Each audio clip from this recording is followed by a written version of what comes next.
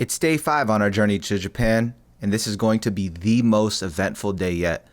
Join me as we explore Harajuku, Shibuya, Shinjuku, and all it has to offer.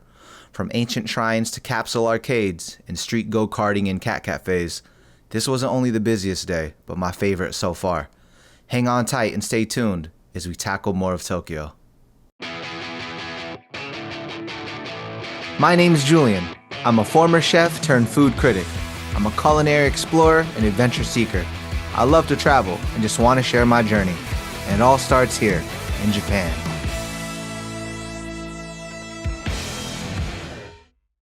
Ohayo gozaimasu. What up, guys? Ohayo gozaimasu. It is our 4th day in Tokyo. We're in Shinjuku right now. We're headed to the station. We're going to Meiji Jingu. We're going to Yoyogi Park. We're going to Harajuku. We're going to Shibuya. We're riding some Mario Karts. We're going to Shibuya Sky. We're going to Omoide Yokocho. It's going to be an adventure. Stay tuned. Today's agenda is jam-packed with overstimulation, so a quiet and peaceful morning is necessary, not only to prepare for what's ahead, but also to reflect on everything we've experienced so far on this epic trip to Japan. We're diving into the serene and naturesque world of Meiji Jingu, one of Tokyo's most iconic Shinto shrines and largest torii gates. Nestled in a lush, forested area right in the heart of the bustling city, Meiji Jingu offers a peaceful escape from the urban hustle and bustle. As we approach the Grand Torii Gate, you'll notice its impressive height and the way it frames the entrance to the shrine grounds, a symbol of the transition from the mundane to the sacred. Walking through it, we enter a tranquil oasis filled with towering trees and soothing sounds of nature. Whether you are spiritual or not, you can't deny the overwhelming feeling here that transcends this world. It felt as serene as it did surreal. In that moment, I couldn't believe I was in Japan, something I've only seen in movies like a scene from a Studio Ghibli classic. How did I get here? What took me so long? Is this even real? These are the questions that keep circling my head, not just here, but throughout my entire journey across Japan.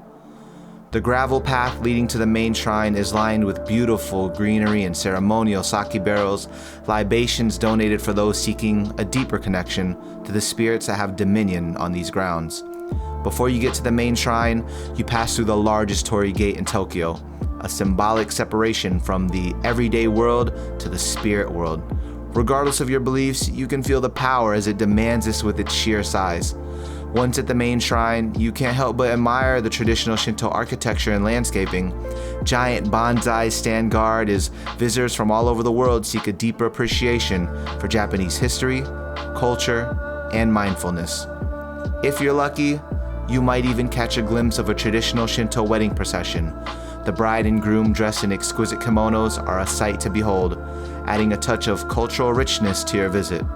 I definitely recommend experiencing this captivating place for yourself, but now we're ready to have some fun.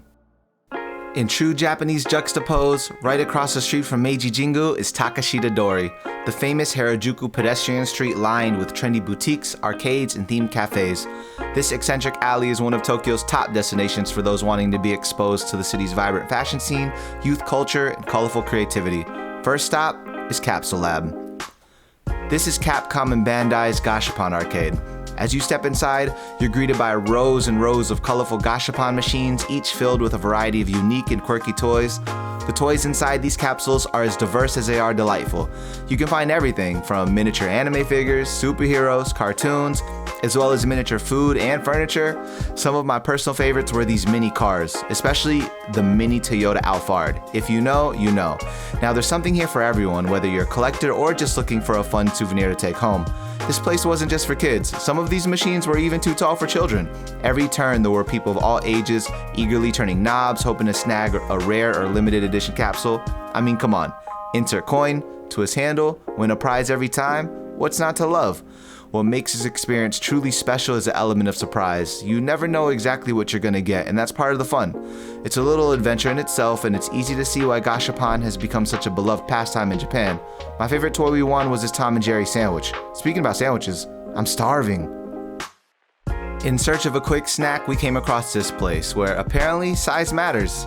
What caught our eye were these tornado potatoes. These spuds were spun in a slicer, steeped in sizzling oil, then seasoned and skewered. Okay, I must be hungry. We also got these cheesy yen coins, fluffy pancakes stuffed with melted mozzarella. Alright, enough playing around. I'm ready to munch. What up, guys? We're here in Harajuku at Longer or Longest. I got longer. Longest? I got longer. Longer. Okay, well, I'm gonna give it a try. Why am I looking long? This is good. This is actually really good. I got the chicken. You got the Barbecue. also got this tensei cheesy yen coin or whatever.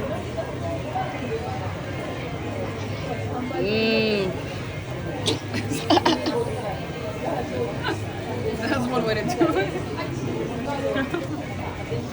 Oishi. It's safe to say at this point, Japanese are outdoing Americans at American State Fair food. Don't tell them about deep fried Oreos or funnel cakes. Seriously, these were absolutely delicious, and as you can tell, the gang loved it too. There's just something special about standing in a hallway with a bunch of people, all enjoying our long potatoes, trying to avoid eye contact. I definitely recommend stopping here in Harajuku. Just don't forget your shades. Alright, we've been on our feet all day and the dogs are starting to bark, so what better way to rest than sitting down at a cat cafe. Plus, this is something the girls really wanted to do while we were in Harajuku. Now, I'm going to be very honest here. This isn't what we expected. I was sold an idea of friendly felines and kitten companions, full of life and character, playing with toys and being at least somewhat responsive to visitors, and it was far from that. These cats were lifeless and exhausted, to say the least. I've been around many cats, but have never seen a cat so unbothered that it didn't even open its eyes when being touched by strangers. And not just one or two cats, almost all of them were slumped. These calicos were comatose, sedated Siamese and paralyzed pussycats. It was giving more opium den than cat cafe. I'm still glad I got to relax and pet these beautiful creatures. It was a nice break, and I hope these kitties enjoyed being petted, even if they were spaced out. I say all this not to throw kitty litter, but to raise awareness about the ethical practices of these places.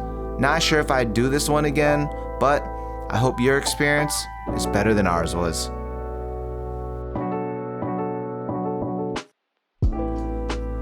It's no secret that Harajuku is famous for its youth fashion, and Kinji is at the heart of it. This renowned used clothing store is a paradise for street fashion enthusiasts and vintage collectors, with racks on racks of unique pieces and vintage grails. One of the highlights for me is this impressive collection of Japanese designers like Comme des Garçons and Hysteric Glamour. But it's not just about the big names. Kinji has an incredible collection of vintage clothing, including racing jackets, souvenir bombers, jerseys and sportswear, leathers and denim, and even a custom-made collection used from repurposed fabrics. These were dope. I really liked the lightly used stuffed toy section, and when I saw this Big Mac plushie, I knew it was coming home with me. If you know me, then you know how sentimental this piece is to me. Rest in peace, Big Mac. If you're in Harajuku and love the thrill of the hunt, definitely pull up to Kinji to add some Tokyo flair to your wardrobe. I'll definitely be back.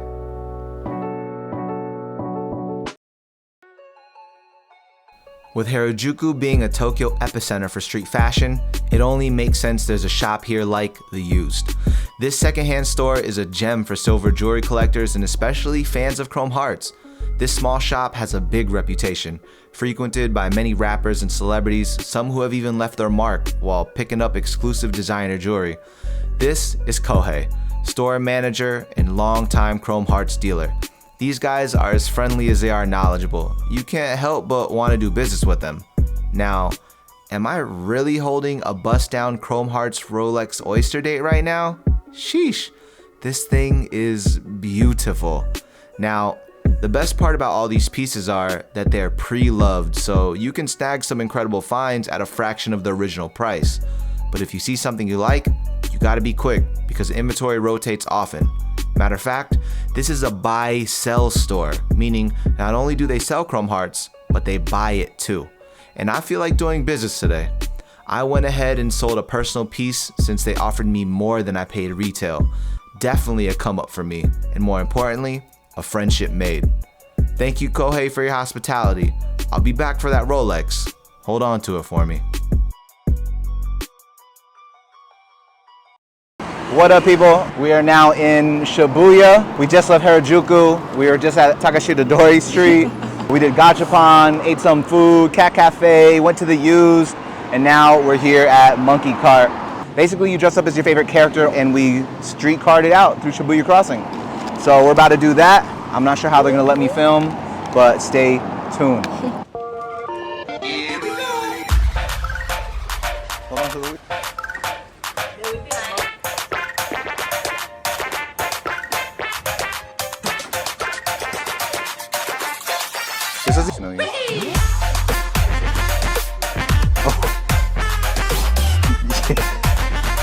Yo. Which car do I want? I want the gold?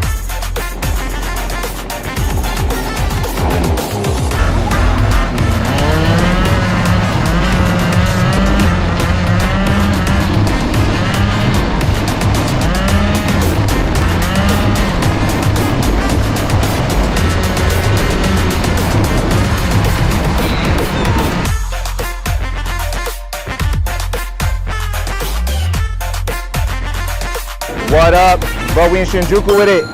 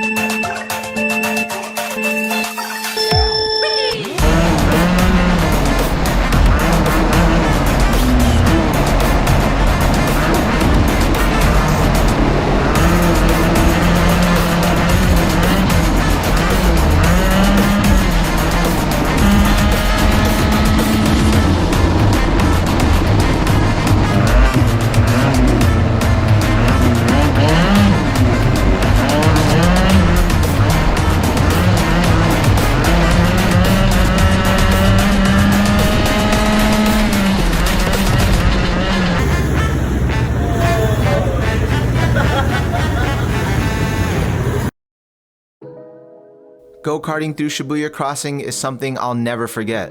But now, it's time to see Shibuya from a different angle. Something just a little bit higher. As we ascend to the 47th floor of the Shibuya Scramble Square Tower, the elevator ride itself gives a futuristic vibe that sets a tone for what's to come. Perched atop the Shibuya Scramble Square is one of the most breathtaking spots in the city, Shibuya Sky. Once you step out, you're greeted with an iconic view of the Shibuya skyline and Tokyo's sprawling cityscape, followed by a lookover of Shibuya Crossing, bustling with people like a scene from Tokyo Drift. When you get to the roof, you are blown away with a 360-degree look of the city lights, twinkling like a sea of stars. This open-air observation deck was designed with minimal barriers, offering an unobstructed panorama of Tokyo that is simply amazing. What makes Shibuya Sky unique isn't just the view, but the experience itself. There's cozy seating areas where you can relax and soak in the atmosphere, all while feeling suspended in the sky. As I look out over the city with the cool night breeze, I can't help but feel a sense of awe. I'll never forget sitting down and looking up at the sky, being truly present in this space and time, and only thinking how much I love this place.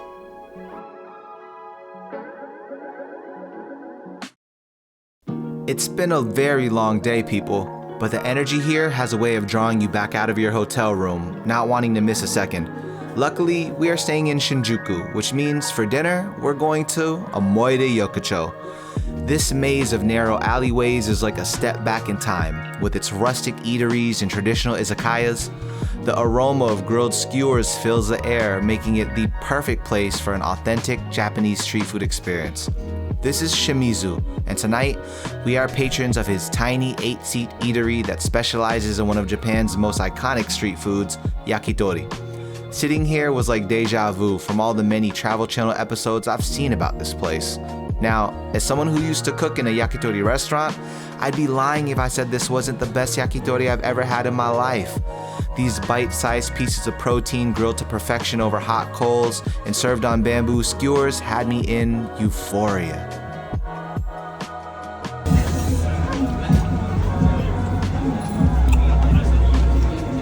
It is so good. Shimizu. Oishi. As the day comes to an end, I can't help but be grateful for all these experiences. Time to rest up and see what tomorrow has to offer. But before we get back to our hotel room, we made sure to bid Godzilla good night. See y'all on day 5 of my journey to Japan. 美しい世代ふるさと納税で検索。もっと子育て応援、児童手当、所得制限をなくして、多くの子育て世帯が対象に。